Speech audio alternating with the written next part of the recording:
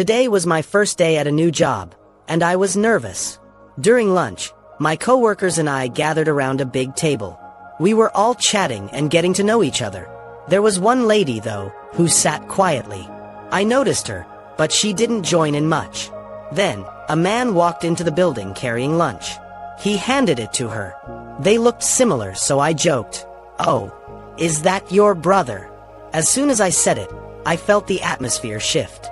They both gave me these odd looks, like I had just said something shocking. Then, they turned and left the table in a hurry. My other coworkers erupted in laughter. One of them said, "I can't believe you had the nerve." Another chimed in, "Who told you?" I was really confused. It turned out, I made a huge mistake. My coworkers explained that they were not just siblings. They were adopted siblings who were also married. My heart sank. I couldn't believe it.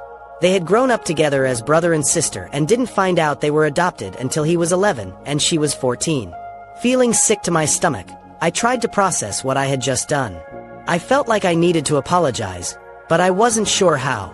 I thought about how I just assumed they were siblings because they looked alike. I started to question everything I knew about family. After lunch, I was still rattled. My coworkers kept talking about it, and while I could laugh along with them, inside, I felt terrible. I didn't mean to offend anyone. It was just a simple mistake. I never thought that saying something so innocent could lead to such a misunderstanding. I later found out that their relationship wasn't uncommon. They had grown up in a loving home where their adoptive parents had raised them as siblings. It seemed strange to me, but to them, it was normal. They had a bond that wasn't defined by blood but by love and shared experiences. As the day wrapped up, I couldn't help but think about how society often defines family. I learned that families come in all shapes and forms, and love doesn't always fit into neat categories. In the end, it was a lesson in understanding and accepting differences.